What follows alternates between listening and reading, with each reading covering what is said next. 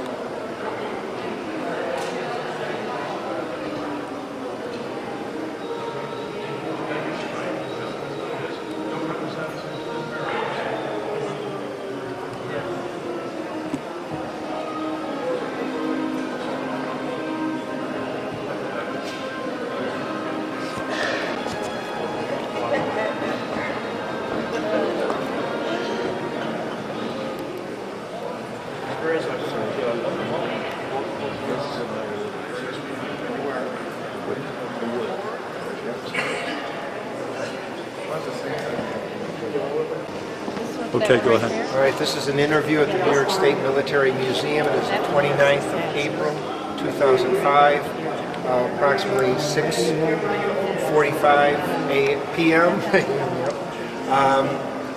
Could you give me your full name, date of birth, and place of birth, please? My name is Judson Lewis from Hillsdale, Michigan. I was born in 1943 in Hillsdale Hospital. That was it.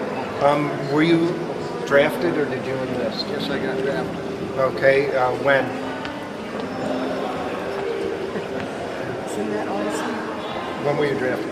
I can't remember the exact date. Well, no, the year. Yeah, it was 67. Okay. How much basic training did you have before you went? I went to Fort Knox for my basic.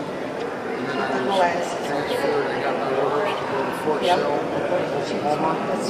That's where I took my AIT training for 5 hours. Okay. When did you go into Vietnam? Right around May of 1967. Okay. Where were you assigned?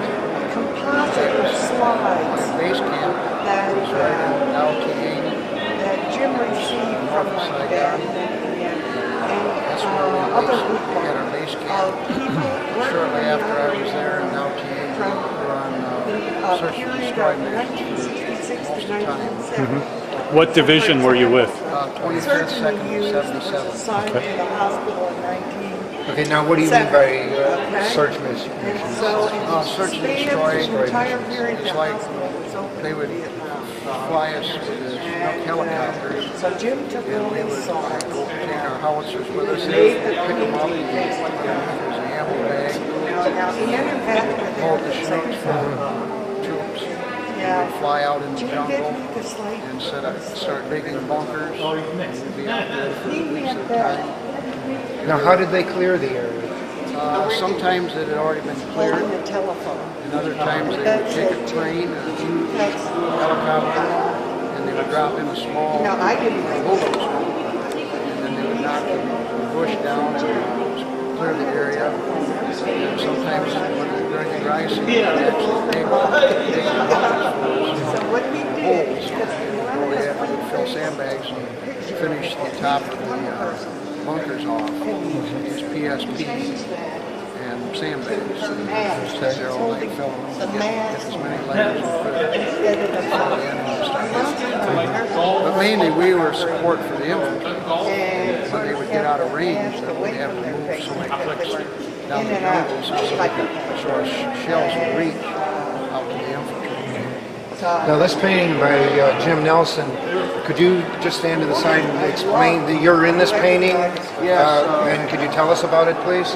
This is myself loading a 105 shell, and this was our sergeant Farley. This gun here, I was kind of an artist, and I made out of a paintbrush, a small brush that I handmade. I painted all the gun tubes. Ours was A battery, go-go. That's what I put on it. And there was A, B, C battery. And there were 6 guns per battery. Now, how many on each crew? Gun crew? There were supposed to be, Surge hospitals. I think there's supposed to be 6 per crew, but we had a shortage. We had no replacements. So we usually had about maybe 3 to 4 per gun. You know, we'd load the gun and fire it. We had the ones that set up the flags and get it ready to go. We'd shift the trails. Maybe 2 of us, it should be 3. And a lot of times it was pretty rough. And most of them set on PSP, so we could rotate them. Now, what do you mean by that? That was a landing strip. The material they laid out for landing big caribous coming in. It stood for perforated steel plating. Yeah, I never knew what that was, but I knew what it was called. I'm an old Chinook man myself. CH-47, wasn't it? Right, I think those were made in Philadelphia. by Boeing Vertol. Now, what do you mean here when it says it's counter mortar?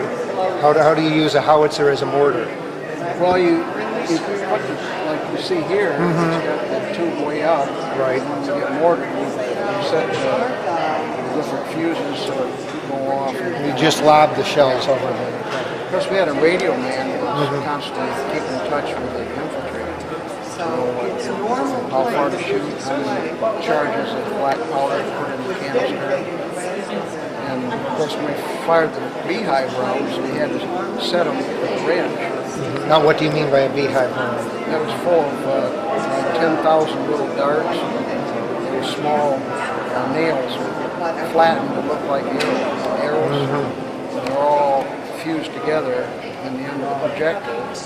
And then when that charge would explode, it would send those 10,000 darts right at the enemy. There's a lot of them. Now, how long were you in Vietnam? 1 year. Okay, when did you leave? Right around May '68.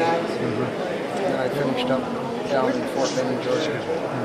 Did you ever have any problem with the draft protesters, any war people, when you Very much arrived so. home? When we flew back to the States, when we got off the airplane, we were called baby killers and go back and watch it here. It was pretty sad. Yeah.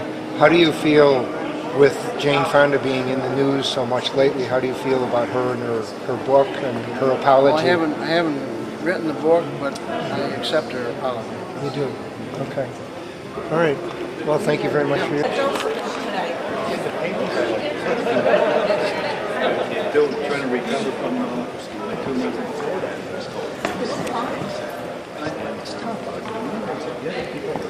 You know, they talking about breaking or joining. Great, thank you.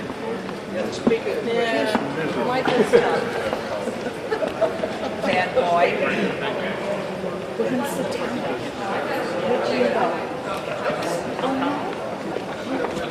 Betty.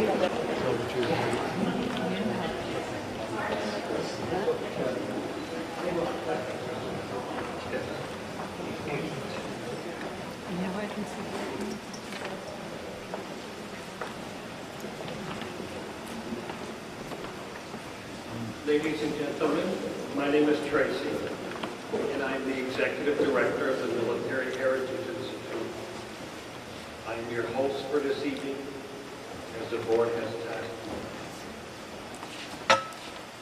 me. The job of a host is to welcome the people as you are. It is to speak for a period of time not to exceed 4 minutes, and to introduce the real people who organize this affair. The turbulent 60s that we all lived through as children of the greatest generation were exciting for most of us, especially those who served their country and the parents who watched them go and worried about them and welcomed them back. As a service person, you weren't really in charge. You were told what to do and how often. And if you didn't, someone with bad breath was that far away from your nose, telling you that it wasn't in accordance with regulation and you had to get it right and quickly. Back in the 50s, when we were all growing up, there was a television program in black and white called The Big Picture. And The Big Picture explained to veterans of World War II what the heck it was that was going on during that time. Because you never knew what was going on the next foxhole, over the next hill, in the next country, in the theater you were in. It's always that way. When you're in the military and when you're worried about those in the military, you never really get the big picture. Letters from home would tell you what the big picture was. You weren't in charge when you were in the service. You could have been stationed in Boise, Idaho, or on the battleship, Missouri. You could have been taking a hill in Saipan or digging a hole in Da Nang. The politicians told the next in command, who told the next in command, who told the next in command, and you did what you were told to do. Those who went, we honor. We are the only museum in New York State that honors the veterans of New York State and the country, the men and women. We honor the service people that were serving, that are serving, and shall serve. If you would all stand, I'd like to lead you in the Pledge of Allegiance to the flag. I pledge allegiance to the flag of the United States of America and to the republic which stands one nation under God, indivisible, with liberty and justice for all. I would like to introduce our president, Fred Allman. Welcome all. Thank you, Tracy. And it's my pleasure to welcome all of you to our beautiful New York State Military Museum and Veterans Research Center, which is kept beautiful, by the way, by our museum director, Michael Akey, and his fine staff. And Michael is here with us. Where are you, Michael? He's on the floor, so we appreciate his efforts and the efforts of his staff. Before I give you a few opening remarks about tonight's program, I want to take this opportunity, because it's appropriate, to remember a member of the Military Heritage Institute family, a member of our Board of Trustees who passed on only this month.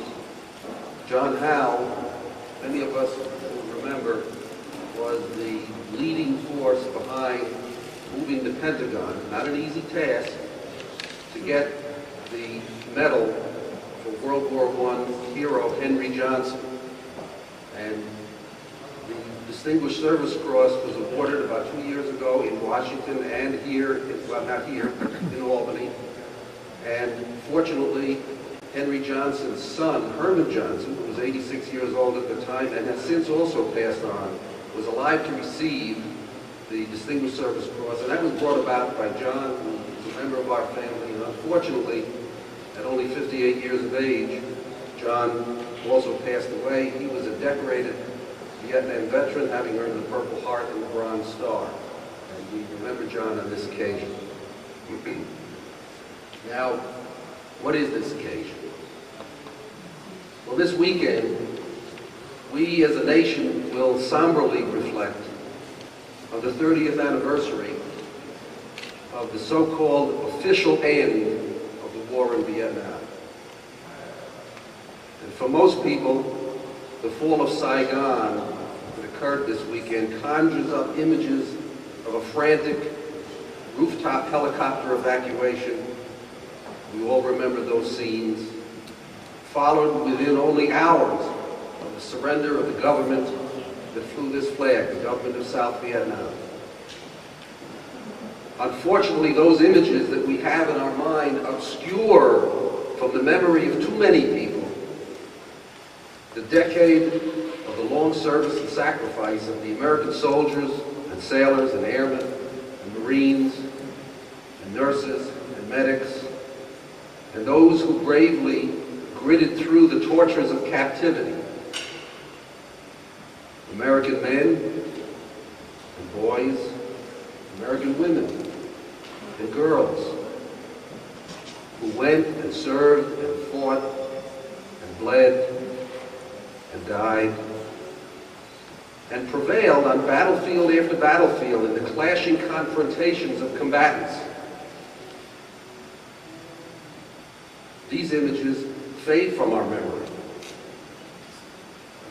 These loyal Americans who were tested by fire and who didn't make the politics, but who bravely fought the war that the politicians wrought upon them. They who didn't seek the fight, but who didn't run from it either. They who did what so many others would not do. Not because they wanted to do it, but because their country told them it was their duty to do it. Remote, too, from our nation's collective memory after 30 years is the way that those who did serve were then disserved and unfortunately disrespected when they came home.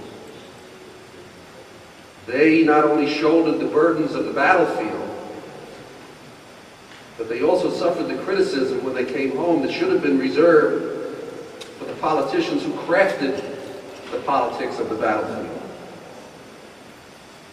These American warriors who served over that decade-long war acquitted themselves with the highest standards of military skill and tenacity and determination seen in any generation of veterans in any era in our history. This war, the Vietnam War, surely left us with many, many lessons to be learned. But one of the lessons that has been the least learned is that the GIs who bear the burdens of the battle deserve the respect and acknowledgement for their service and their sacrifices and the scars that so many of them still bear to this day. Now, it's the mission of the Military Heritage Institute, the mission of this museum, to honor and to perpetuate the service and sacrifices of the American soldier. And in considering this forthcoming anniversary, we recognize that the veterans of the Vietnam War have not been accorded the respect that they so clearly deserve. And therefore, we wish to take this occasion to do not only what is so entirely fitting and proper, but also what is so long overdue.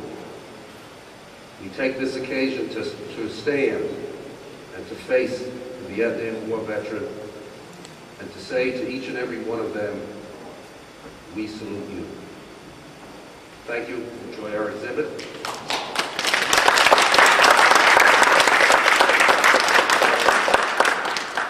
It's my pleasure now to introduce the overall chairman of the program tonight, Charlie Johnson, who is also the president of the Tri-County Vietnam Veterans, and who will introduce our guest artist. Thank you.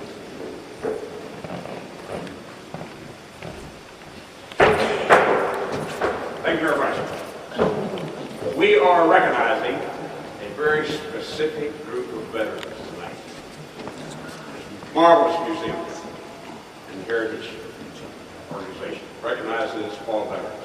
Before we go a little bit further, I would like to ask all of you for just a moment to recognize and remember in your thoughts the 1,540 some odd young American men and women who paid the supreme sacrifice in Iraq. May their souls rest in peace, and may they someday forgive us. Thank you. Now, the easiest task in the world when you're on is to introduce somebody, because you can say anything, and no one's listening to you because they're waiting to see the guest, the honored guest that night.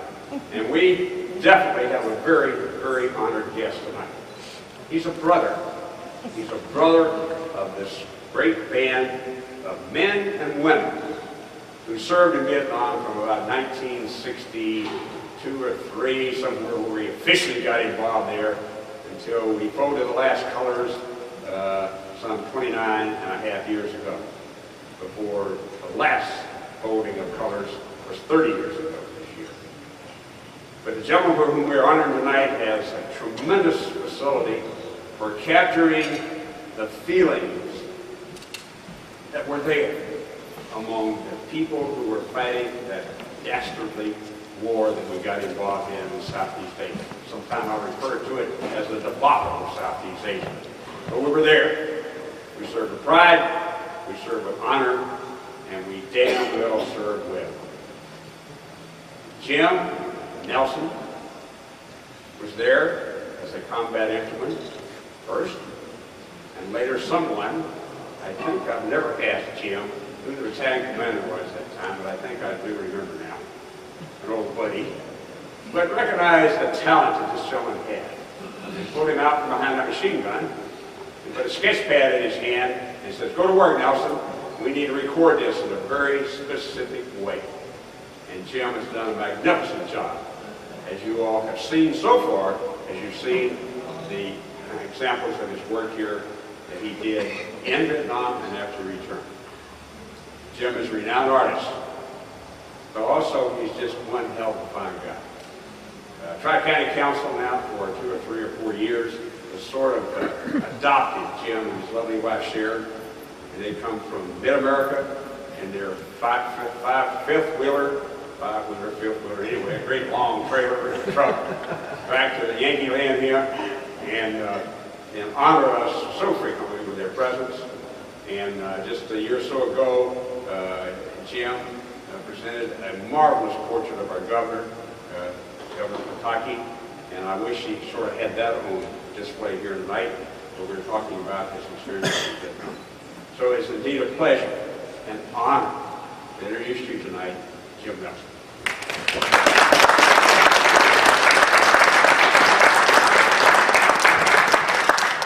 Thank you, Charlie. Thank you, Fred. On behalf of Dave DeMero and myself, welcome to the New York State Military Museum to view Dave DeMero's photographs and my paintings. Tonight, I want to honor the memory of John Howe. I met John Howe at Washington, D.C. during the 3rd and the 22nd Infantry reunion, and because of that, I was able to meet Bob Allman and Ray Lynn at the New York State Vietnam Veterans Memorial Gallery at Albany, New York. I had a show in 1998 and a show there in 2003. Two of my larger paintings, which I must mention. The Battle of Fire Support Base Gold, March 21st, 1967, and full-length portrait of Private John Marks. It's entitled Homage to John Marks, is on exhibit permanently at that gallery. John was born in 1946 and passed away this year. He was a great supporter of Vietnam veterans and a friend. I'd like to thank Courtney Burns and staff for the great help they have in establishing the show at this fine gallery. And some of these paintings are in a book that I have for sale at the gift shop here at the museum, a softcover edition and a limited hardback edition. And I sure thank you for coming. Thank you.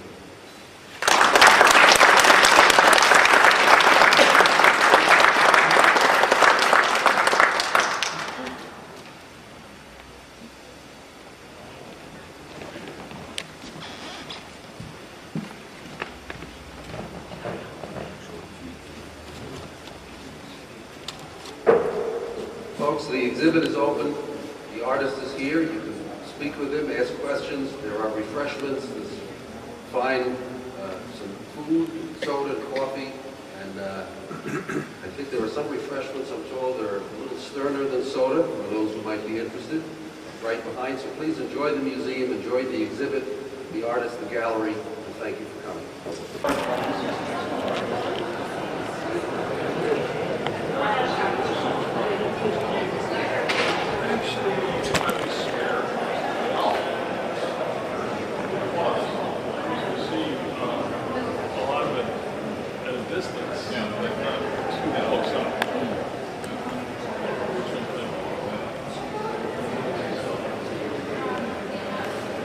Yeah, at times it was more than enough for anybody.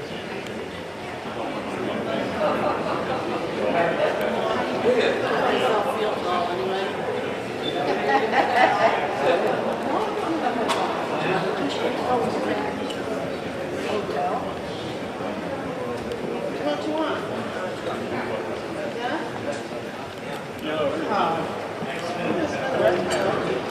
How long is the exhibit going to be?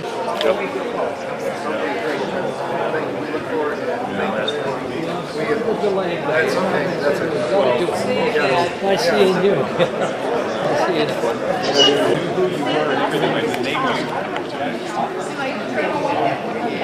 He wanted to know about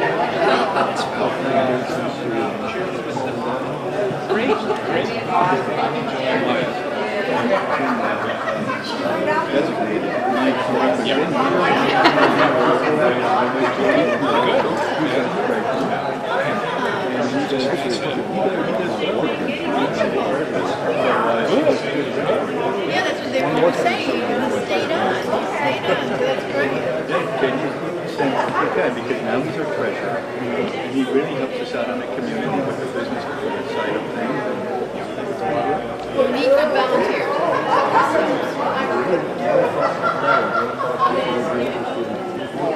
You know, I was about to tell you there's a guy in town, well, he's not in town, he was out of town, but he spends time in Saratoga Springs, who was at D-Day, and was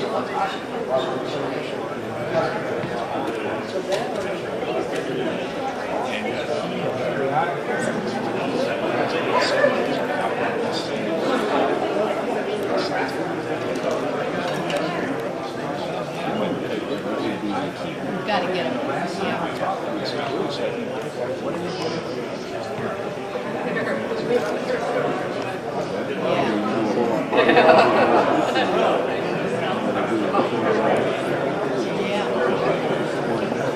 exhibit exhibits in town with these first Thursday art exhibits at borders. That's all kinds of things that this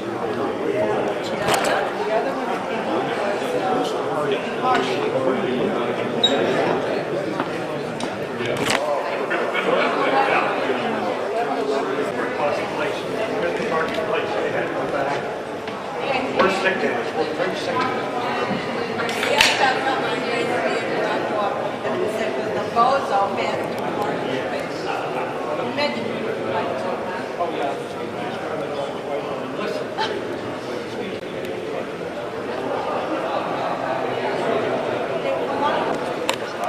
Yes, especially under these lights. Okay, we're rolling. Okay, this is an interview at the New York State Military Museum, Saratoga Springs, New York. It is the 29th of April, 2005, approximately 7:40 p.m. Could you tell me your full name, date of birth, and place of birth, please? Robert E. Nelson, date of birth of January 23rd, 1939. I was born in Hannibal, Missouri. Okay. Did you enlist or were you drafted? I enlisted. All right, what branch of service? I enlisted in the Army in 1963. Okay. How long did you serve? I stayed in the Army until February of 72. Okay. Where did you go for your basic training? Fort Polk, Louisiana. Okay. And where from there? Did you go? There, I went to Korea. I signed with the 14th Infantry. That was down south. How long were you in Korea? 13 months. Now, what years were you in Korea? Over in 1963. That's when I went over. Okay. And where did you go after Korea? After Korea, then I went to Fort Leonard, Missouri, and I went to the DI school, and I was a Polish instructor. From there, after that, I went to Vietnam. When did you go to I Vietnam? went to Vietnam in February of 72, or excuse me, December. What was your rank at that time? I was a platoon sergeant these days. Did you go, were you assigned to a unit when you got in country? Or? Yes. They signed me to Delta Company for 26. Okay. Could you tell us something about this painting? Here, showing during the battle of Good Friday, and we had a good idea. Now, where and when did that take place? That took place in 1968, and the exact location Okay. time, but the battle itself was from Charlie Company and Bravo Company along with Delta. We were well under strength at the time. We knew we were going to get hit short that time. But when we did get hit, right over they had more people than we did. But they weren't as good as we were, but we knew how good we were at that particular time. Now, were you engaged with NVA or with They were VC? NVAs and also had some VCs. Okay, now I noticed from the description that you won the Silver Star. Yes, I did. Could you tell us about that? Immediately after the battle was over, they flew out the commanding general and had been out and awarded us the Silver Star at that particular time. Immediately after the battle. Now, was there some specific thing you did that? Well, the thing I basically did is that I fought in hand-to-hand combat because I ran out of ammunition, and a lot of the other men in the other companies were running out of ammunition. So I gathered up what ammo I could and distributed it to the men. And also at that time I was fighting hand-to-hand combat, as I said, and also with the bayonet. And we ended up doing okay. We had lost quite a few men, but we did make it. Were you ever wounded during that period? That particular incident, no. Later? I was wounded later, yeah. I got wounded in January, actually, when I got wounded and I got shot. And that particular time, and also sent to the 12th battalion. Okay. How long were you hospitalized? Just about a month. What were your wounds? My wound was when I got shot in the chest. And that's what they were going to send me home, and I refused to go home because my men did not have anybody, capable of taking over. So I refused and went back out into the woods where they were located. The day I went back out was the same day I went out on ambush patrol. They were happy to see me come back. How long was your tour in Vietnam? I was there, I went over there like December, but actually for 1967, August of 1969, and in 1971, I went back to Vietnam, and I was to 11 combat aviation. Could you speak a little louder, if you could? And then after that, I came back home in February. Now, what did you do with the 11th Aviation Group? Okay, I was an instructor there as well, training new men who came into the country. I also was training the South Vietnamese troops, and I was taking them out on ambush patrols, and how to perform the ambush patrols, and also how to call in fire support, and also how to call in the light and heavy fire team from the gunships. And of course, I was in charge of the company at times when the company commanders, the first sergeant, were not available. So I would take over at that time. How did you feel about the South Vietnamese Army as a fighting force? As a whole, some of them were all right, but the majority of them, they just didn't seem to care, which is too bad. In certain countries, we were fighting. We wanted them to have the freedom that we have, and they just didn't seem to want to really get out there and really fight like they should. When did you finally come home? I came home in February of 1972. How were you treated? I was treated very bad. They spit at me, they called me names, and of course a lot of people didn't believe it until they started hearing it from other combat veterans who came home, and that's just the way they were treated. They never were welcome home, so it's been that way almost ever since. And I'm sorry it's happened, but I guess I have to accept that. How do you feel with Jane Fonda right now, her new book and her college? How do you feel about that? I think it's too late. It's way too late for her.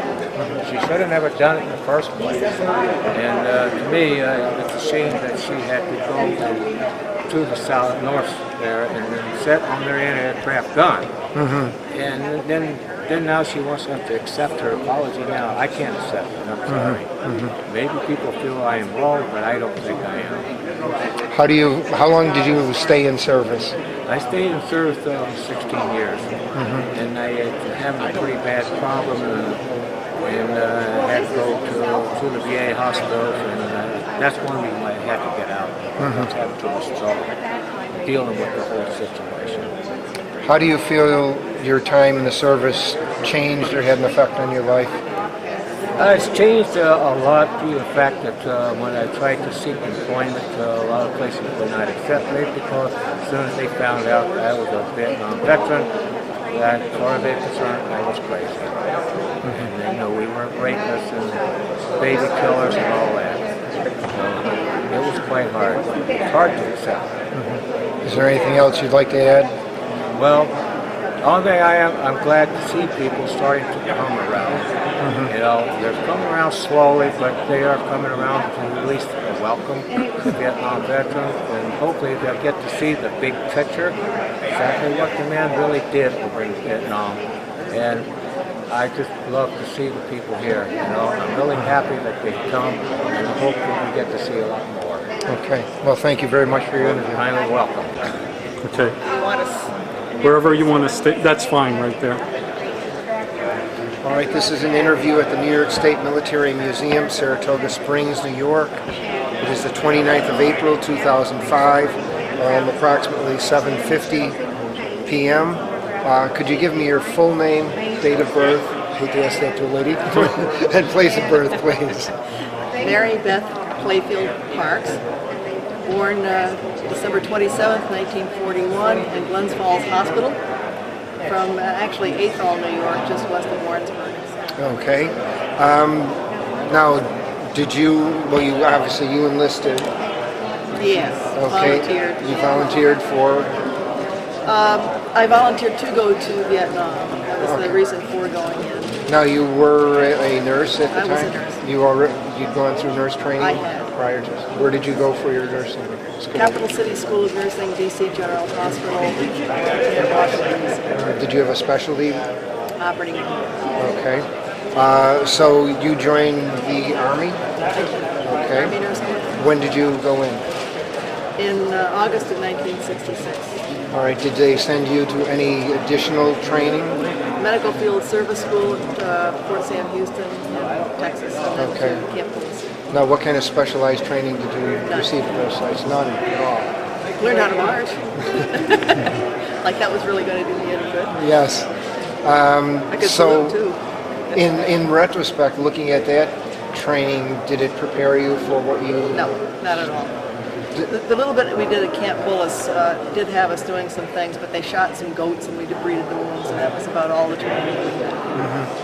How about your nursing training before you went into At DC service? General Hospital, we had a lot of training at gunshot wounds and that type From of the thing. city?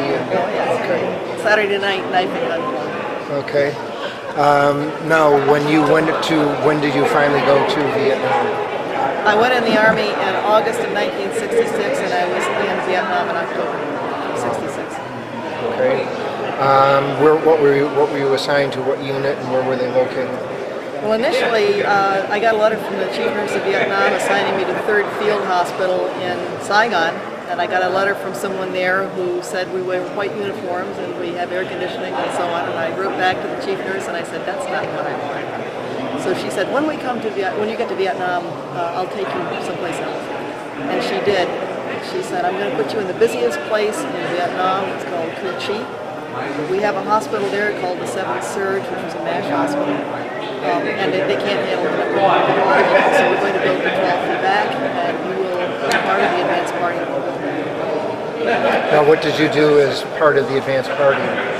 My responsibility was to oversee the construction of the 2 operating room closets, the central material supply closet that supplied sterile instruments, supplies, and linens to the whole hospital, and one of the 3 nurses' hutches.